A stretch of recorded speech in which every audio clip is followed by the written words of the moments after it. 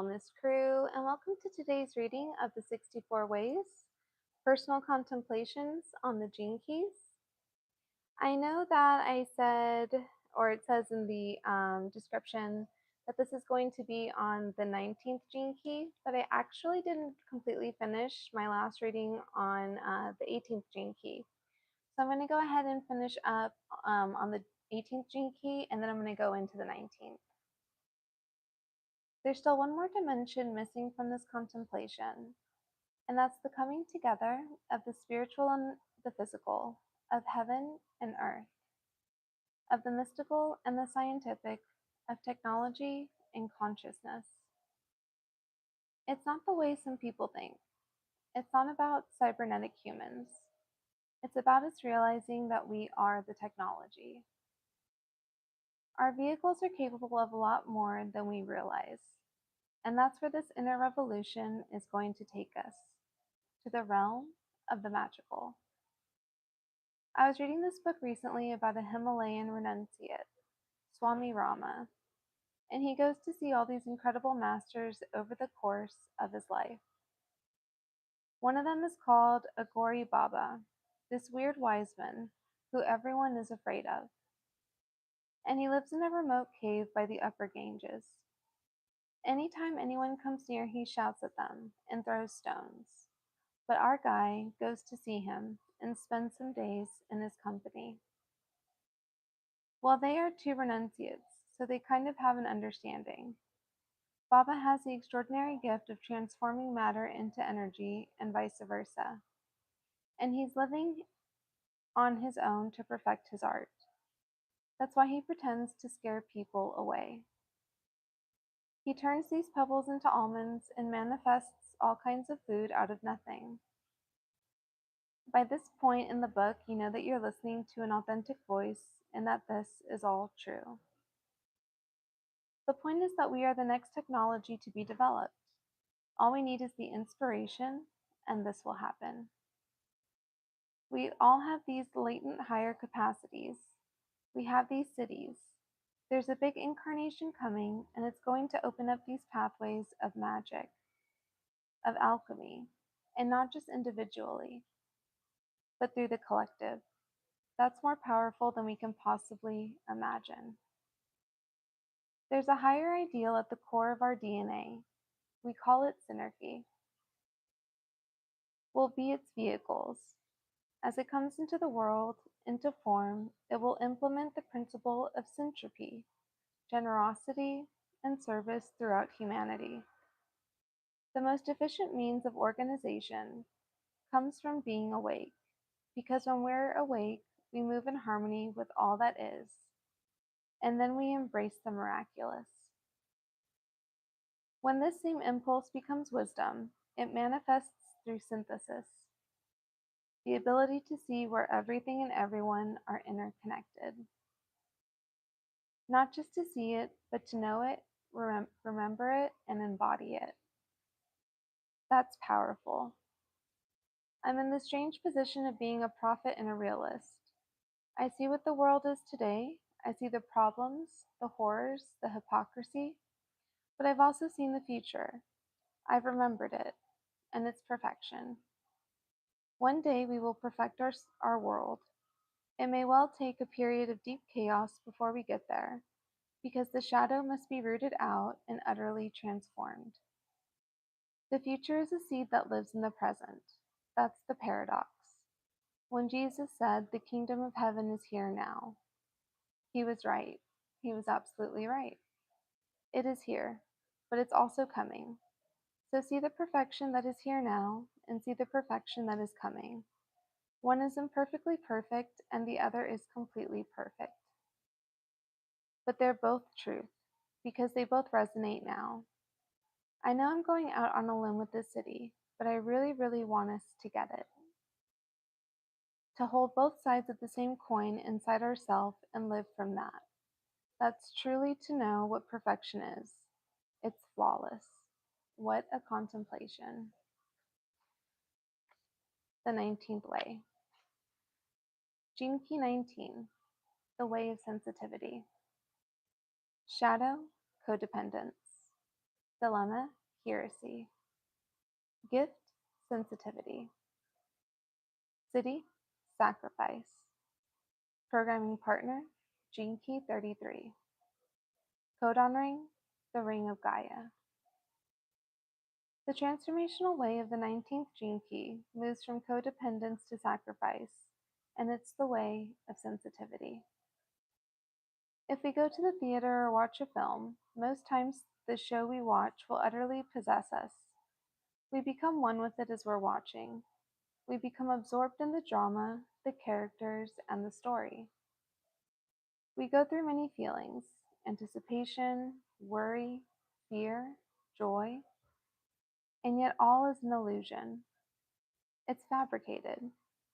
If we go behind the curtain, there we'll find the directors, actors, stagehands. On a movie set, we'll see cameras, microphones, and all manner of people and equipment. We'll see many of them holding scripts, and perhaps we'll see the actors in their ordinary clothes practicing their lines. So many people, so much effort is being made to trick us. Our lives are the same as this. We don't see behind the scenes. We don't realize that events are choreographed in other realms.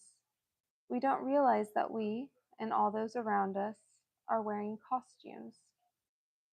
We don't realize there are directors, stagehands, and a script. Sometimes the director and the scriptwriter make a spontaneous decision to change the script, and the whole thing is changed, just like that. It's an extraordinary trick we're living in. We're woven into a fabric made of dreams.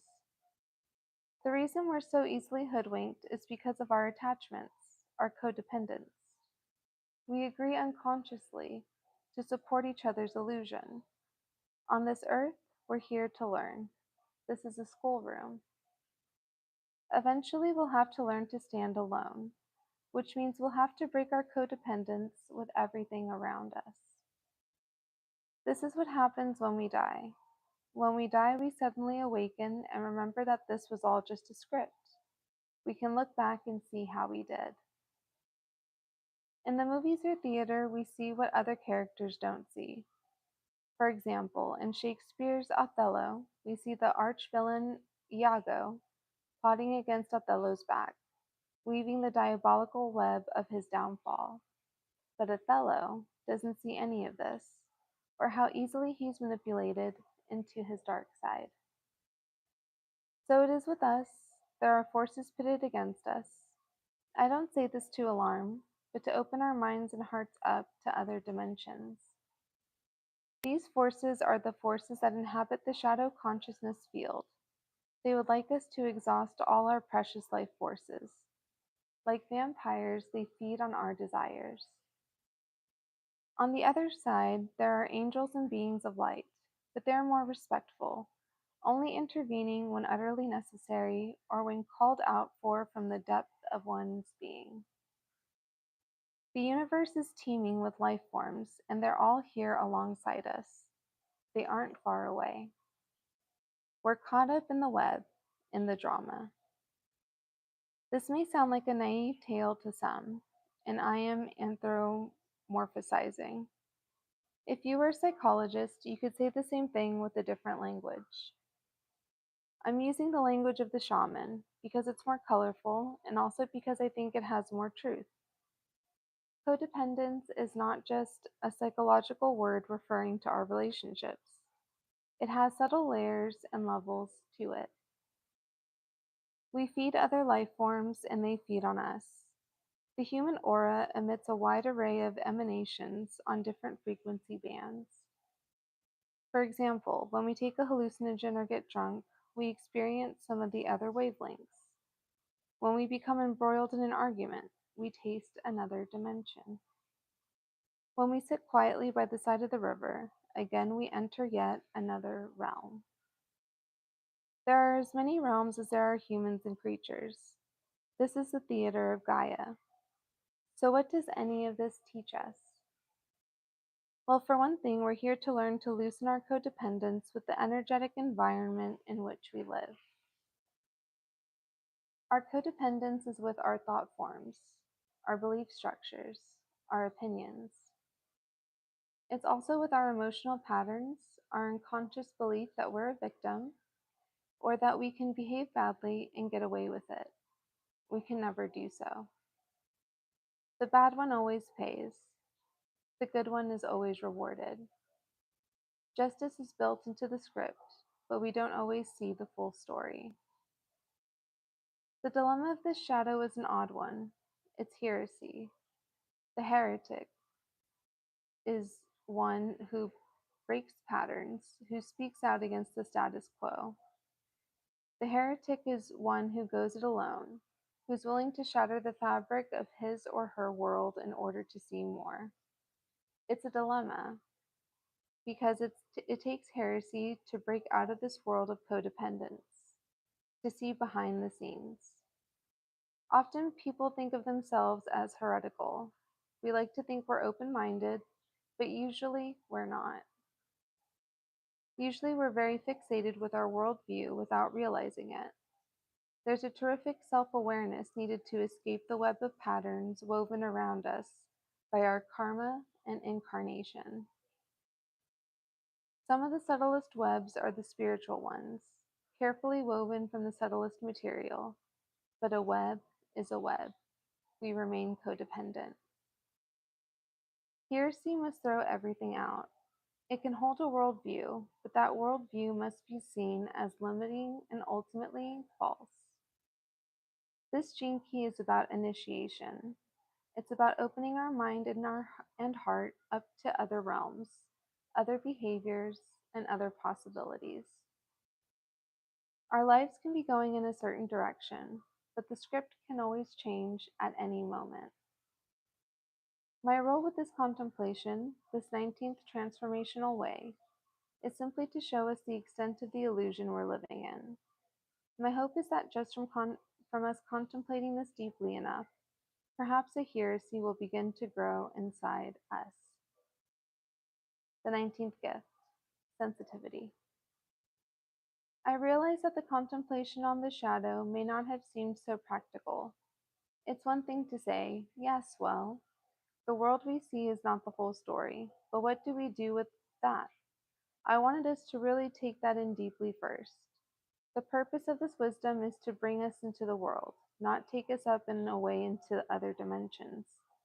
Please don't get caught in that trap. What the shaman learns is that everyday life is the full life. All the dimensions can be accessed and affected by our behavior right now. Think about our dream life. Every night we enter the other world. We take off our clothes and enter into the hinterland of consciousness. The borders of time and space soften, yet we carry our day with us in there. Our day imprints our dream life, and our dream life imprints our next day. There's a continuity there that's magical.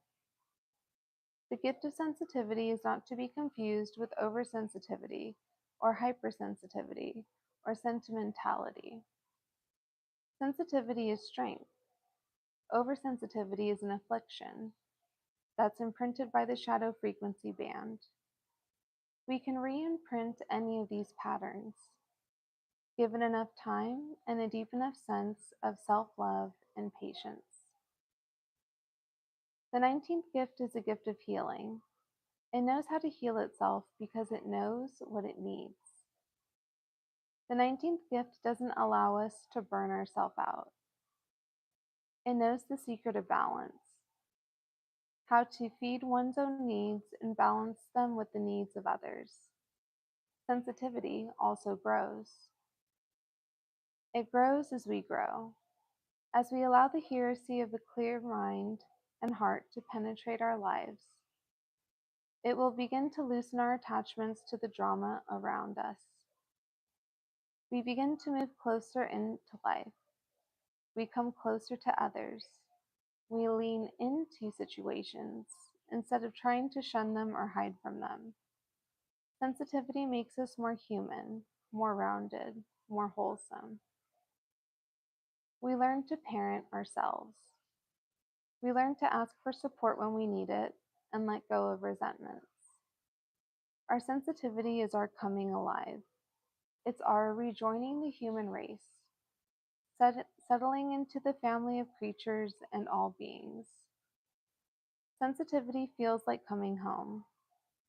Many times we think of sensitivity as a problem that's more likely to harm us than be healing.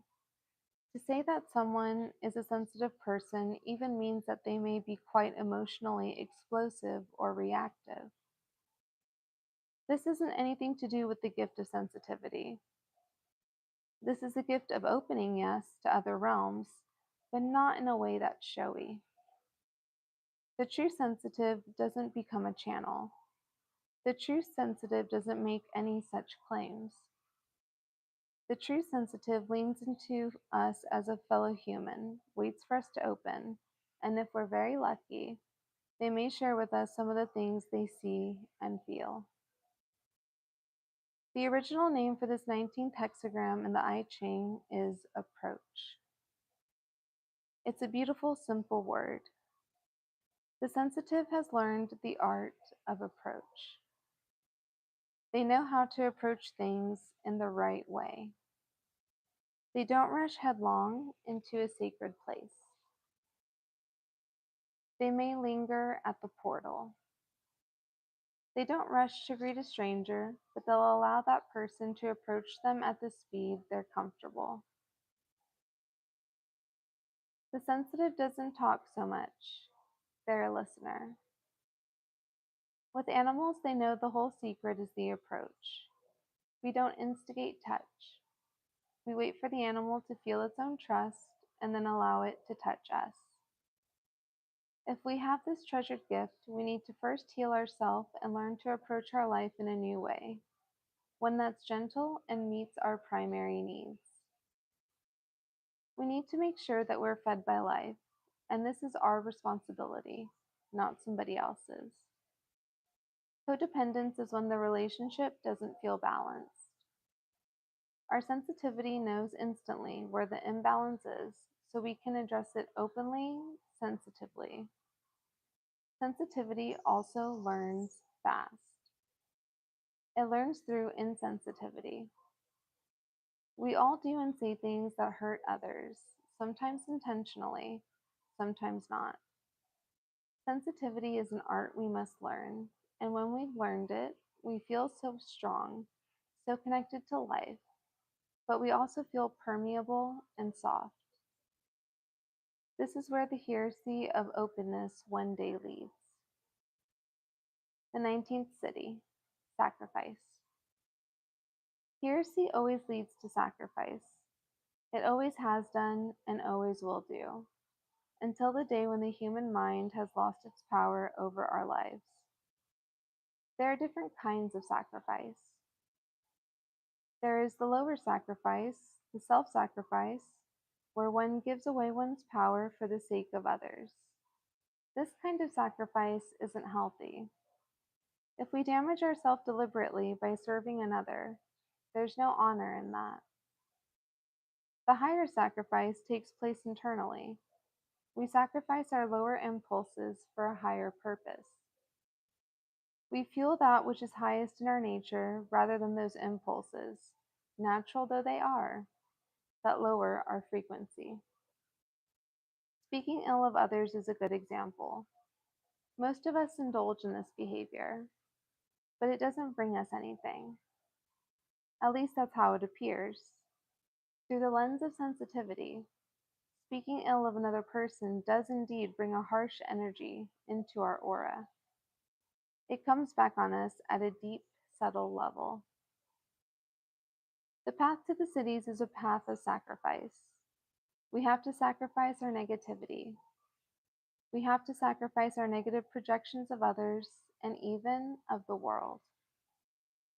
In fact, to reach the highest frequency, we even have to sacrifice our positive projections. To move beyond good and evil, we have to step out of the drama altogether. This is to sacrifice our position as a player in the game. We observe our role in such depth that our role is loosened. We become the consummate actor or actress now that we know the nature of the game. The great sacrifice for the city is often not to speak. The city knows it's misunderstood. It's willing to be misunderstood. If we can see with absolute clarity and another cannot, how will we convey what we see to them? We know that the 19th gene key is about initiation. To be initiated means to undergo some form of sacrifice in which the being that we were is transmuted and becomes something new. The great initiations spoken of in the 22nd gene key occur rarely, because human beings rarely reach a place of surrender at that level. After each initiation, we go through a process of stabilization, which can last many years or incarnations. As our awareness evolves further, it does so gradually. We have to be so very patient. Lifetimes pass with little change. We sit staring out the window at the seasons rushing by, at birth and death. We dress and undress our bodies time after time. We love, leave, lose, and yearn. Most of us have just a few lines in the great play. The great lives are so often unseen. Think about all the people who gave their lives for others without those others ever knowing. Think about those people whose virtue has shaped and improved the lives of others without anyone knowing their name. The greatest sacrifices are unseen. Think about our life and what we might be able to sacrifice for others. This planet is a planet of sacrifice. Everything is connected to everything else through sacrifice, through the chain of death and rebirth. The ring of Gaia contains these three cities, the 19, the 60, and the 61. Sacrifice, justice, and sanctity. Sacrifice discovers sanctity through justice. Whatever we give up, if it truly is selfless, justice will reward us, and we'll discover the inner truth.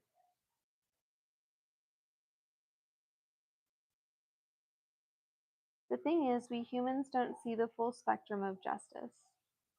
We don't remember our past incarnations, so we don't always see why things are the way they are. We have to find out for ourselves, and sacrifice is our greatest teacher and ally. It will be difficult for many to understand this city. It can only be truly understood by the one who has lived it. But when we've done so, when we've given ourselves selflessly for the sake of the whole, for the sake of Gaia, then we'll know. We'll pass through the great portal of initiation and be forever transformed. Finally, the 19th city also says something about our collective future. Our planetary consciousness periodically moves through great epochs, and to move from one epoch to another always involves a great sacrifice for us all. One day another such transition will occur. To move into a new dimension, we'll have to die to what we've been. This is the coming of the so-called sixth race, our next epoch, in which the cities, which now seem so extraordinary to us, will become ordinary. They become our waking everyday consciousness. I've spoken and written about this many times, as in the 55th gene key. It will come. We're approaching that planetary portal. I can't say when because it hasn't been given to me to know, and if I did, I wouldn't say anyway. This time isn't important. What is important is that we live our lives with honesty and openness, and challenge our own perceptions of the world constantly. The future takes care of itself. The now is our home, so let's live in it to the very best of our ability.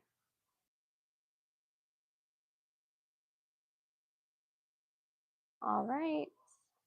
So that was the end of Gene Key 18 and Gene Key 19 from the 64 Ways, personal contemplations on the Gene Keys.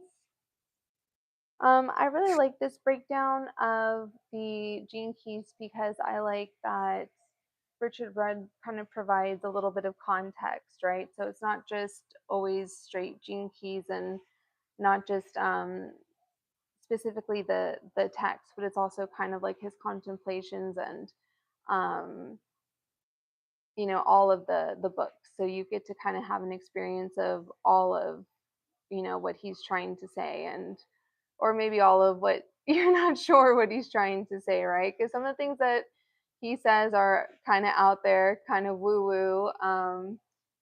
I always say just take whatever you can from this, and then whatever doesn't work for you, whatever doesn't fit with you, just let it go. And if it works for you, great. You know, just take whatever you can from it, whatever helps you, whatever helps with your spiritual or, personal growth, and then just leave the rest, right? Whatever speaks to you, that's awesome. Whatever doesn't speak to you, leave it. Just like with anything else, right? Whatever's helping you, that's what we want to focus on. Whatever's not helping you, then we just don't worry about that. There's not going to be any singular text that I feel is going to encompass everything that's going to help an individual person. I think that everything should be individualized and that there's not like one curriculum per se or one book per se that's going to be really effective for all people because everyone is so different. But I do like the gene keys. I do like human design. I think it's really interesting, and I think that you can find out a lot of interesting things about yourself. So you can go to, I believe it's either my human design or mybodygraph.com for your body graph chart for human design. And then you can go to thegenekeys.com for your hologenetic profile for the gene keys. Thank you so much for being here with me today. I hope you have a wonderful rest of your day. Please don't forget to like, subscribe, and or join one of the membership tiers as it is popping off the content. And I will see you on the next video or live stream. Be well, stay wild as well.